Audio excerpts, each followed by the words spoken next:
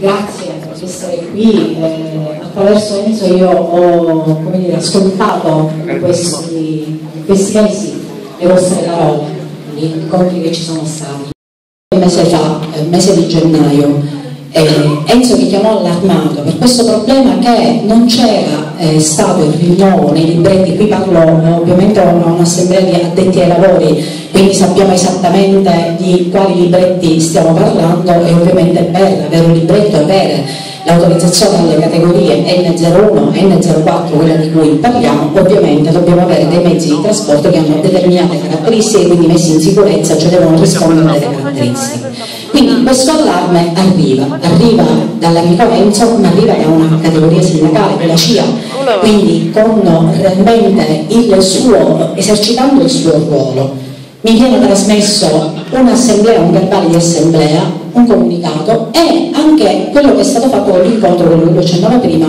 con il prefetto. Nello stesso tempo io chiedo di aver trasmessi tutti i vari documenti. Era una situazione un po' complicata all'inizio, perché effettivamente mi venivano riferite ed erano state scritte ovviamente delle cose riportate dagli uffici competenti, cioè dalla motorizzazione. Sappiamo bene che la motorizzazione già da tanti anni non ha una competenza, diciamo, è gestita a livello nazionale, ma il comparto a livello regionale. Fin quando purtroppo, devo dire da una parte, ma per fortuna devo dire dall'altra, arriva la prima sanzione. La sanzione che, come ha detto bene Enzo, non solo è una sanzione a mio avviso molto pesante economicamente, perché non dimentichiamo il nostro è un territorio dove l'agricoltura, la pesca e il turismo dovrebbero essere la base di tutto, l'agricoltura ancora di più, un territorio come Petrosino e come Alcamo, e non soltanto nella nostra provincia, si basano su questo.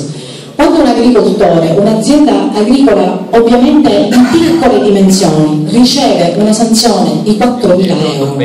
è ovvio che distrugge parte del suo sacrificio, del suo sudore e del suo lavoro. Non solo, la cosa ancora più grave a mio avviso è il fermo del mezzo per 3 mesi, perché mentre la sanzione comunque può essere pagata dai risparmi, al non lavoro o comunque ci cerca di pagarla, per 3 mesi questa persona non potrà più lavorare, quindi il danno nel danno. A questo punto arriva questa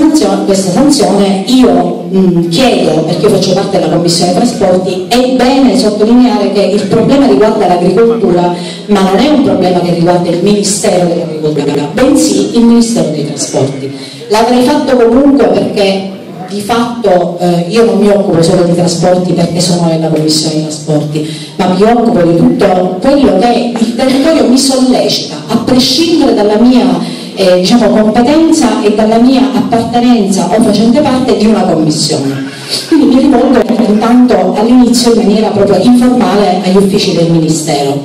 che si sorprendono perché Enzo mi aveva riferito che comunque era stato detto alla motorizzazione che il non rinnovo dell'autorizzazione dipendeva da una legge nazionale o addirittura da una circolare europea. Io negli ultimi 4 anni non mi ricordo di avere approvato una legge di questo tipo, peraltro il codice della strada ancora lo dobbiamo discutere, quindi sono certa, lo discutiamo in commissione da noi, sono certa che non era comunque stato discusso né stato minimamente votato dall'Aula e quindi non era diventato ancora legge. E poi si decide, porto di fatto in commissione, in sede proprio di commissione riunita, questo problema e si decide, devo dire con l'appoggio dei miei colleghi, di chiamare in audizione il dirigente del Ministero che si occupa proprio di queste tematiche.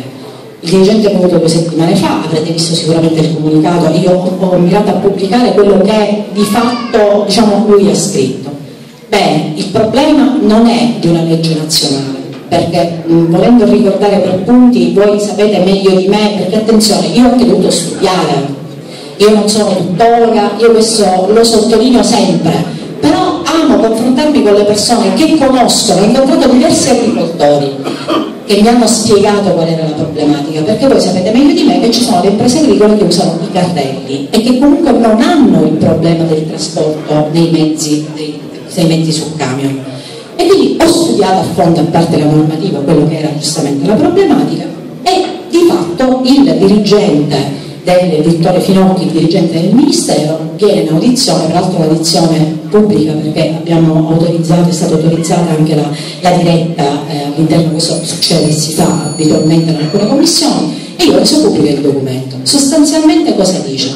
Fermo restando che ci sono quelli che il trasporto in corto terzi e quindi gli autotrasportatori che hanno alcune regole paradossalmente non hanno questo problema del divieto. Il problema si pone per il trasporto in conto proprio, ma si pone a livello regionale, perché a livello nazionale non c'è nessuna norma che dice di revocare questa autorizzazione, bensì se il mezzo rispetta la sagoma e tutto quello che sappiamo che giustamente deve essere messo in sicurezza, perché voi converrete con me che se il mezzo non è messo in sicurezza può succedere qualcosa per la strada, si sgancia e quindi è, diciamo, grave e diventa veramente grave per chi c'è dietro eventualmente il camion. Quindi si esclude assolutamente che possa essere un divieto di una norma nazionale, motivo per il quale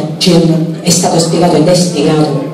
anche nel documento quello che è previsto, sia per quanto riguarda anche il trasporto occasionale che non riguarda questo settore, perché noi parliamo di imprese agricole che avevano già il codice 04. E quindi a questo punto si decide, e già l'abbiamo fatto, di chiamare l'assessore regionale. Perché ai trasporti in commissione? Perché l'assessore regionale? Perché abbiamo, diciamo, gli uffici della commissione hanno verificato che non esiste un dirigente che abbia comunque questa responsabilità, motivo per il quale è stato chiamato, contattato, si è riservato o di venire o di mandare una memoria scritta. Quindi tutto quello che veniva realmente detto, noi lo facciamo per applicare una legge, non c'è nessuna legge nazionale da applicare, anche perché la competenza è regionale e delle motorizzazioni provinciali che ovviamente, essendo degli uffici legati alla regione, hanno. Adesso qual è la nostra, per chiudere, diciamo, il cerchio e dare l'informazione completa? Bisogna capire perché c'è stato improvvisamente questo cambio di interpretazione, perché se magari veniva richiesto all'inizio questo codice da una persona, un'autorizzazione che non ce l'aveva, si poteva pensare che il mezzo non era idoneo, quindi si dava solo l'M02 per tutto quello che sono gli alimenti, perché voi sapete bene, esattamente meglio di me, che i codici sono assegnati peraltro con un provvedimento ministeriale e c'è un elenco che prevede cosa, diciamo, quali sono i codici, cosa si può trasportare e cosa no. A questo punto bisogna capire quale cattiva interpretazione o perché improvvisamente non sono state rinnovate, perché questo, diciamo, lo scopo e il fine che noi abbiamo. Quindi io ritengo che a breve, sarà una questione di giorni, sicuramente una decina di giorni, avremo anche questa risposta, però intanto noi sappiamo che non dipende, come ci hanno detto, da una legge addizionale. Il problema è assolutamente risolvibile, fermo restando, questo lo sottolineo sempre perché mi sono arrivati più messaggi. Allora noi che dobbiamo fare è trasportarli, mettere in sicurezza i trattori vanno messi, i camion vanno messi in sicurezza, quindi vorrei dire non c'è una novità quindi di sicurezza in più, per com'era devo avere determinate caratteristiche, e questo io lo ripeto sempre perché questa è sicurezza per voi, quindi per chi trasporta il trattore e per chi comunque, diciamo, percorre quella strada. E questo è quello che abbiamo ottenuto, non è poco, perché comunque esclude, perché vorrei anche dire la polizia stradale, perché tanto hanno puntato il dito sulla polizia stradale, la polizia stradale fa semplicemente il suo dovere. Nel momento in cui non esiste l'autorizzazione a trasportare con questo codice diventa trasporto abusivo e il trasporto abusivo prevede questo tipo di sanzione e questo devono fare. Quindi il problema era a monte, perché poi si è anche cercato di aggirare un po' l'ostacolo, perché poi si cerca sempre di chi sono le colpe, piuttosto che trovare le soluzioni si cerca sempre di chi sono le colpe. Quindi questo è quello che intanto abbiamo ottenuto e non è poco. Io penso che anche, diciamo, alla luce di tutto questo si potrebbe anche cominciare, potreste anche cominciare come singoli sindacati a parlare con la motorizzazione e cercare di affrontare l'argomento e vedere se magari loro già hanno trovato una soluzione. Io però vorrei anche lanciare un messaggio a questa bella e partecipata assemblea.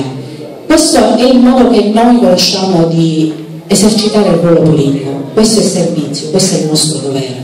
questo è fare squadra, quello che realmente si deve fare sul territorio, quello che si deve fare in un comune, perché il sindaco lo dovrà fare con la giunta, lo dovrà fare con i consiglieri che soprattutto lo appoggiano, e va fatto squadra il comune con tutti gli altri rappresentanti. Questo è il nostro modo di fare politica. Io sono certa, perché conosco Enzo e conosco la passione che lui mette nell'attività sindacale, e ovviamente non sarà diversa rispetto a quella che metterà da consigliere comunale. E anche se lo conosco poco, abbiamo avuto modo di incontrarci quando è venuto il ministro Martina per il congresso, so che anche Enzo è sulla strada giusta. Questo è il nostro modo di fare politica, avremo modo di collaborare. saremo insieme, seguiremo le battaglie per i cittadini, per il territorio e per le categorie.